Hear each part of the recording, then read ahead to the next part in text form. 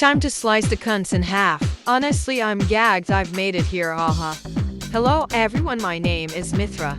I'm the drag royal of Alrest. I'm more used to performing in a duo with my good Judy Pyra, but I'm here to prove I'm the supreme half of our deadly duo.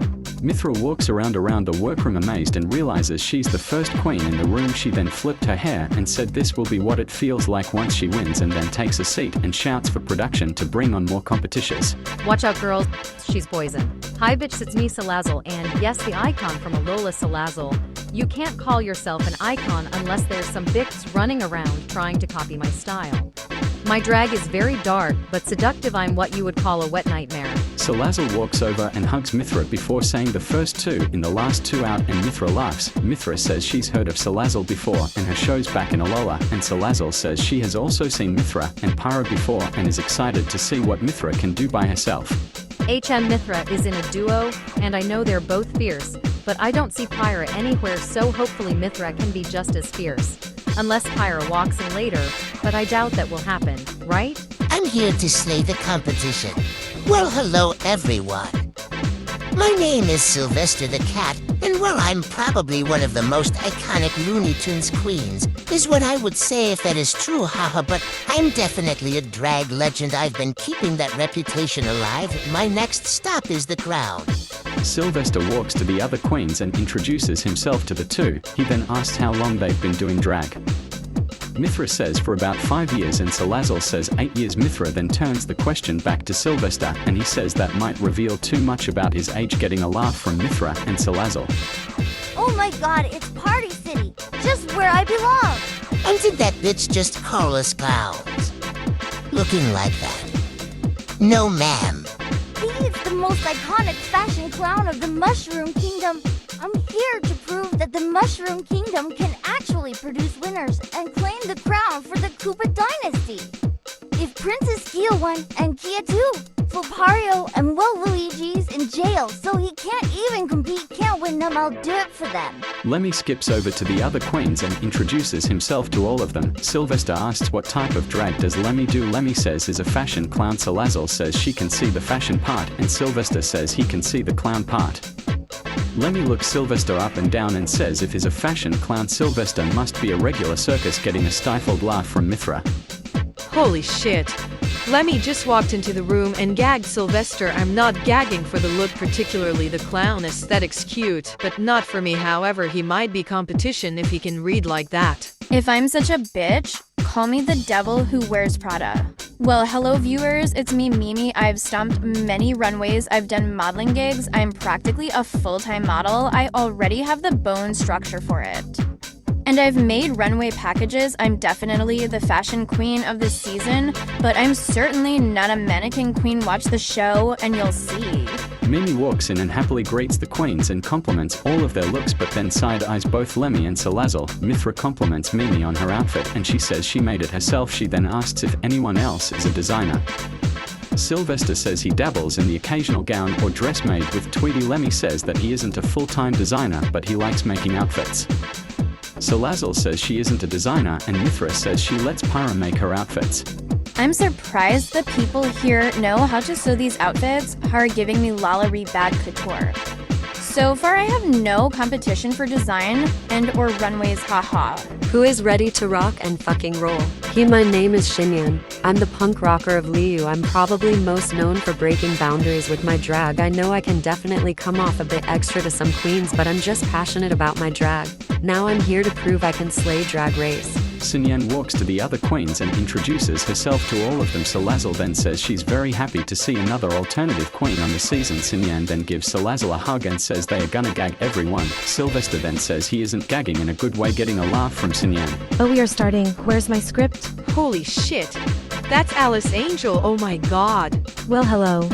My name is Alice Angel. Most people know me as an actress. However, I used to be very prominent in the drag scene, but now I'm a full-time drag actress. And well, I'm very excited for this season. I've been trying to get on handful of seasons. My most recent example was Holland 1, haha. Alice walks into the room getting an applause from Mithra and Sylvester. The others look a little confused. Xinyan then asks who is Alice.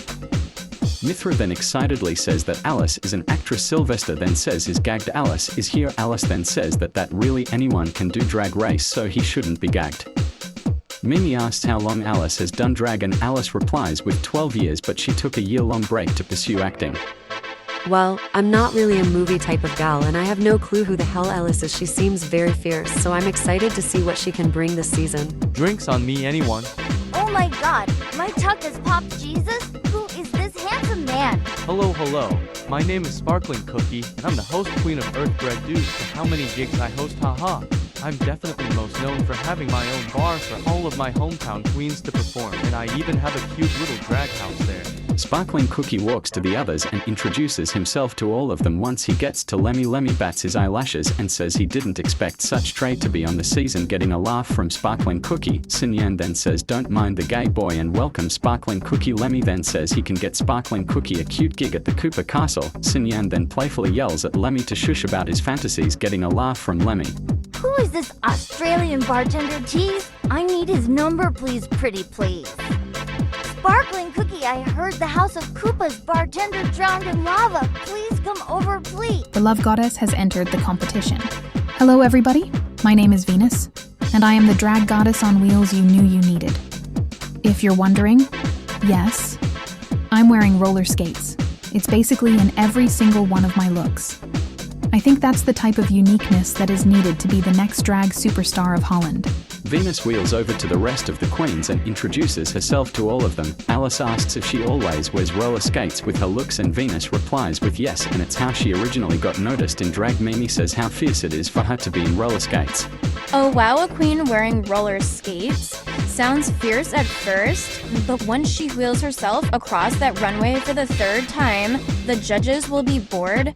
And honestly, so am. I've seen what Robbie Turner can do, and I'm not gagging. Let's get the limited edition doll out of his box. Oh my god, hi, I finally made it. My name is Forrest, and I'm the Norian winner of Holland too. Ha! My drag is very dainty and cute. If you're gonna be a doll, you gotta look and act like one. But I'm not just a regular doll, I'm a killer doll here to take these girls out until it's too late to realize I've won. Forrest walks to the other queens and greets them all. Mithra compliments Forrest on his look and he thanks her, saying he made it himself. Mimi then looks over at Forrest and says she loves his outfit, with her eye twitch only being noticed by Alice. Sparkling and Lemmy then all make eye contact once Mimi speaks up, and Lemmy stifles a laugh. The moment another designer walks into the room, Mimi is suddenly talking a lot. I'm not saying something, but I'm certainly saying something. Meow meow bitches, Zaruko Fujiwara is here to howl to the moon. Well, hello, my name is Saruko Fujiwara, and I'm the first ever girl from the House of Mew Mew on Cartoon Drag Race period, so you know what I ate with that, haha. My drag is more edgy, but I'm also very prominent in the ballroom scene, and in fact, I recognize someone. Zaruko runs at Forrest and gives him a hug, saying she's gagged. He is here. Mithra asks if the two know each other, and Forrest says the two have met at a few balls before. Zaruko then says that Forrest is from the House of Nor and most of the others are gagged. Zaruko then says she's won more trophies than him, so it doesn't matter, getting laughs from the other queens, but Forrest then says he'll be taking the ultimate trophy, being the crown. Oh wow, a girl from Nor. I didn't expect to see someone from such a high caliber family. This is a gag mama. And Zaruko being the first girl of her drag house to be on a season, I guess we have a lot in common. Haha. This just in, Hurricane Katrina storms the competition, and that's on period. Hello, I am Katrina Alves. You might have seen me around some very famous queens like Ling, Christy, or Josie, all of my Tekken sisters. However, I'm the pretty one of the equation. I've walked runways, done movies, done modeling gigs, been to numerous dance classes just to prepare for Drag Race. These bitches won't know what hit them because Hurricane Katrina is here. Katrina walks to the others and Alice looks very displeased. Sparkling clocks Alice's face and asks if she knows Katrina, and Alice says she unfortunately does, and both Katrina and Alice side-eye each other. Katrina then says she's not surprised a washed-up has been like Alice is on Drag Race to revive her non-existent career. Alice then says Katrina must know a lot about being washed up in sperm, that is. I know of Alice. She's a liar and just high-key weird. I'm sure the producers will know how to make her overstay her welcome throughout the competition until we are in the top 2 and I win. Me and Katrina have a history. We used to be on movies together and every time I've been on set with her it has never been pleasant. Katrina says she probably is the last queen to enter, which makes sense, saving the best for last. Alice then says last one in first out, getting some laughs from the others, and before Katrina could say anything the TV then turns on, alerting the queens for the first mini challenge. Well, damn, we haven't even been fully here for a few minutes and the girls are already fighting. Honestly, it feels like home. Hello, my queens. It's that time of year again when 12 new queens walk into this workroom, and you sickening queens are the best I've found. Now, let's get on to the mini challenge. You'll be striking a pose in our rundown motel. Sylvester won the mini challenge. No surprise, I won the mini challenge. Clearly, I'm the most photogenic out of these queens. However, that damn photo shoot set smelled like shit. The queens all walk back into the workroom after the mini challenge, and Sylvester says he has gotten the first mini win and then says it must mean he'll slay the first challenge. Katrina then says she'll be surprised if Sylvester gets another win ever. Girl, please. He won a mini challenge. That's like, what, a $15 gift card? Don't make me laugh. Mini challenges don't take talent. Maxi challenges do. Hello, my queens. Now then, this week is the week where we get to know you. Which is, well, very important. Now this week you will all be making red carpet ready outfits, but the tea is you will all have the exact same amount of fabrics. Now then, good luck, and don't fuck it up. A design challenge? Oh, honey, I'm probably one of the best designers in Nor. I don't think these queens will know what a beautiful, well-made gown will look like after they see me walking down the runway in my masterclass outfit. A design challenge, bitch, please. This is my challenge to lose. In all honesty, nobody here really gives me competition. Every look I've made myself. And this is just another look to add to the catalog. The queens all split off, and Alice, Sylvester, and Sparkling Cookie choose a station together, and Alice starts to design her look. Sparkling asks what's her tea with Katrina. Sylvester then chimes in and asks if the two ever had sexual tension, getting a laugh from Alice. She says there was no sexual tension since she doesn't want to catch a STD, but instead the two had worked on a few movies together and the experience wasn't pleasant. She then goes on to say she's appalled by Katrina's level of unprofessionalism. Katrina isn't someone who I'd peg to be on a show like this. She's much more beneath it. I'll be surprised if she can even get through the first episode without a fight. The three continue to work on their outfits, and Sylvester shows off her intricate sketch. Sparkling asks if Sylvester is confident he can make a garment like that in such a small amount of time. Sylvester says he's been designing outfits for a long time and has even made other parts of outfits for his fellow Looney Tunes queens. Sylvester asks to see Sparkling's sketch, and Sparkling Cookie shows it to him and Alice, and Sylvester says at least Sparkling has a pretty face, getting a laugh from Sparkling. I was being serious. His design is just a pantsuit that's more pant because he barely has a top.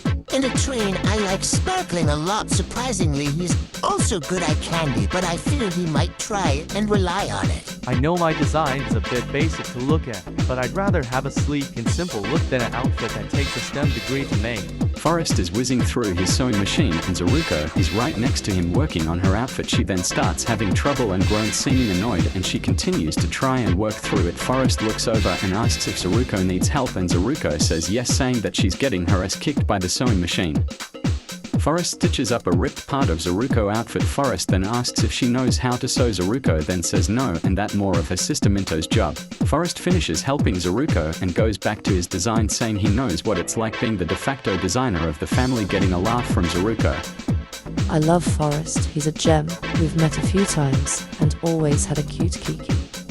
I definitely know he's a threat in this competition, but if he could keep helping me, who knows, maybe I could get a good placement. Haha. Mimi is making her outfit and looks over to Forrest and Zaruko. She then looks back at her outfit and smirks before she walks over to Forrest and Zaruko's workstation. Looking at my outfit and then looking at Forrest, I unfortunately see competition in the sewing department, which is a gag in all honesty, but I might pay a sister a visit. Mimi walks over to Forrest and Zaruko and asks how their work is going. Forrest says is doing well, and Zaruko says she's having some trouble sewing. Mimi squints her eyes at Zaruko and asks if Zaruko knows how to sew, and Zaruko says it isn't her favorite pastime, so she doesn't do it a lot. Mimi then simply says that's unfortunate before walking away. Zaruko then asks what the fuck was she doing, and Forrest says she has no clue. So Mimi walks over, and I'm not stupid, y'all. I know she's a shady queen. I've heard of her a bit through some other designers. I guess it's too early to hit out the sabotage, so I guess mind fucking will work for her. Mimi then walks back to her station and sees Katrina working on her outfit. Mimi then sits next to her and asks how her progress is going along. Katrina then says she's having a few troubles here and there, but she likes her look. Mimi then asks to see her sketch and Katrina shows her. Mimi then asks if Katrina thinks it's basic. Katrina then says it might be basic, but with the amount of details she'll have, the judges will eat it up. Mimi nods and says cute. Katrina then looks at Mimi's outfit and asks if Mimi thinks her outfit is basic, saying it's a short dress with puffy sleeves. How original. Mimi then glares at Katrina before walking back towards her workstation and her look. I've seen queens like Mimi before, suddenly gagged when there are people better than her at things she specializes in and is suddenly the best at it and will always have to give tips. We are very different because I could care less.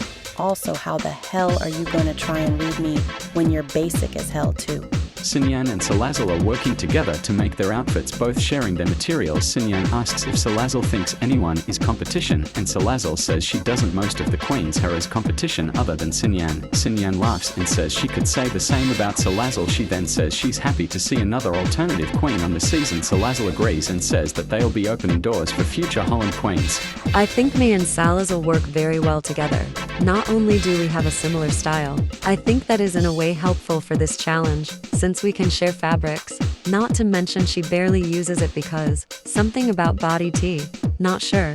I wasn't listening. Venus, Mithra, and Lemmy are all working near each other. Mithra asks why Venus has a hot glue gun and asks if she knows how to sew. Venus then points to her finished outfit and says she does know how to sew. Lemmy compliments her outfit and then he then asks again what's with the glue gun. Venus says she's gonna make roller skates covered in the same fabric as by her outfit to sell her aesthetic. Lemmy says that's very fierce and asks if she needs any other fabrics. Venus looks at Lemmy's pile and smiles before saying she does, so he gives her a handful of his own fabric. Mithra then looks a bit confused, saying that Lemmy doesn't have a lot of fabric anymore. Lemmy says he'll manage since his look is more about the performance, and Venus says hers as well. I mean, selling a look is great, don't get me wrong, but girl, this challenge is to literally make an outfit, not to walk down the runway and do a performance on stage. Well, it seems Mithra and Lemmy are gagged. More. Mithra, I guess. Lemmy is all for it, if anything.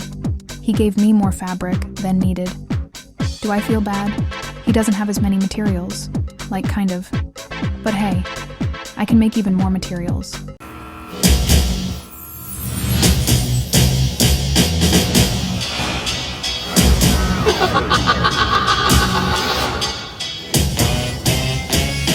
Cover girl, put the bass in your walk, head to toe.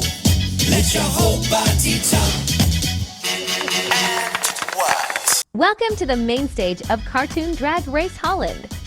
I'm your host, and this is my good Judy Stella. However, make sure to stick around to the end of the episode because there's a big announcement. Anyways, welcome to the first leg of the race. Now then, let's meet our judges. First, the permanent judge and the Season 1 champion, Pave. And of course, on stage with me is the icon herself, my sister and Drag Race alumni, Stella. This week, I challenged my queens to make red carpet-ready outfits, so now let the judging commence. Sylvester the Cat, Alice Angel, Sinyan, Forrest and Venus had a great performance. I really enjoyed my look this week. I think this category is perfect for my aesthetic. I'm serving you a very lovely mermaid gown, and I even had enough time to rhinestone the shit out of the bottom of the gown. Honestly, I feel really confident stomping down this runway. I have my signature dark color scheme, and I even made spikes out of the extra fabric I had left over. Sparkling Cookie, Salazzle, Mimi, Mithra, Lemmy Cooper and Katrina Alves had a good performance. All I have to say is that I ate this challenge. I'm surprised mostly everyone else did good, unless it was that purple Volf girl. But anyways, yeah, I wouldn't be surprised if I was in the top. While walking down this runway, I think I'm serving exactly what the judges want. When they think of a fashion clown, I have a unique silhouette and unique color choices. One might be asking, what the fuck are those colors? And guess what? Exactly what I want. Girls, I stomped on this runway. I showed of my body tea, and thank God that's my signature drag, because if I had to design a dress, I would have had to bust out the hot glue gun. But luckily, I didn't need to do that, and honestly, I think my look is cute. Zaruko Fujiwara had a bad performance. Ugh, I'm fucked, aren't I, even with Forrest's help? I couldn't really walk well in my outfit, and it's just not very appealing to me. All I can hope is that whoever I'm up against is a lip-sync survivor. so I can snipe a bit. Now then, if I call your name, please step forward. Venus, Shinyan, Mimi, Lemmy, Salazzle, and Mithra. My dears, you are all safe and may untuck backstage. Now the rest of you represent the tops and bottoms of the week. Sylvester, congratulations. You're the winner of this week's challenge. Forrest and Alice, you both are safe. Oh, we know that's right, a win, and the first win of the season, mind you, and in front of Kate, the first ever winner. That's some country shit right there.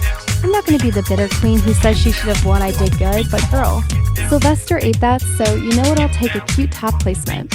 Unfortunately, this means Sparkling Cookie, Katrina Alves, and Zaruko Fujiwara. I'm sorry, my dears, but you are all the bottoms of the week. However, one of you are safe, and that queen is Sparkling Cookie, which means Katrina and Zaruko. I'm sorry, my dears, but you are both up for elimination. While I'm pissed him in the bottom, and in all honesty, shouldn't be here, period. I'm not going to go down so easily. I'm not letting this purple furry beat me, and even worse, let Alice outstay me. I'm not saying I'm winning. I'm telling you, I'm winning. Katrina won't know what will hit her. I've been performing for years in high-stakes settings like this. I'm not here to lose, I'm here to make it to the damn top 2 and win the top 2 lip-sync. But I guess I'll have to lip-sync wins under my belt. My queens, tonight I asked you to perform a lip sync to Blow by Keisha. This is your last chance to impress me and the judges, but the decision is still mine to make. Now then, good luck, and don't fuck it up. Katrina Alves had a great lip sync. Zaruko Fujiwara had a good lip sync. Katrina Alves, Shante, you stay. Zaruko Fujiwara, you are icon and queen in this community. We hear your meow from around the world. Now then, I'm sorry, my dear, but I must ask you to sashay say. The queens all walk into Untucked and all congratulate each other for not being the pork chop. Venus then points out how another purple bitch was the pork chop, getting some laughs from the others. Forrest says he's sad that Zaruko was eliminated so early since she was a sister, but Katrina then says that sister or not, it's a competition, so Big Th's gotta go.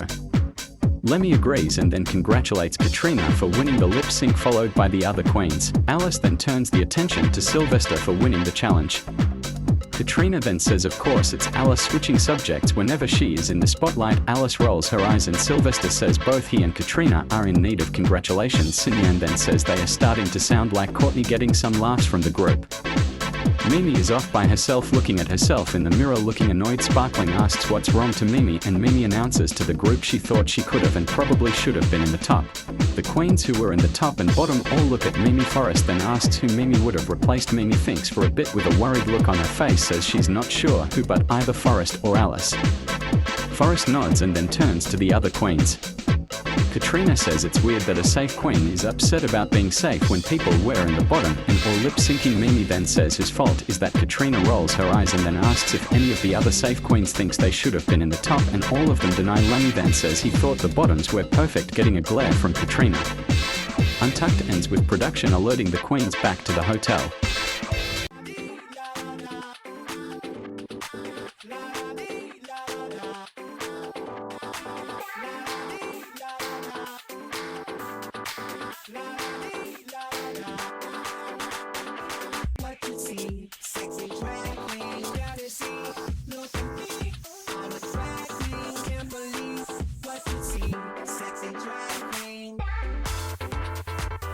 Okay, hold, cut the track. I have a confession to make. I will be stepping back from being the host of Cartoon Drag Race Holland, which is why Stella is here this week. I taught her the ropes of how to be a host, so please give a warm welcome to Holland's new host. Thank you, Musa. You did a great job at hosting Season 1, but now it's time for a queen to take over. Of course, this change is for the best, especially because Musa is a #booked and blessed girl, so we hope you continue to tune in and see what comes next.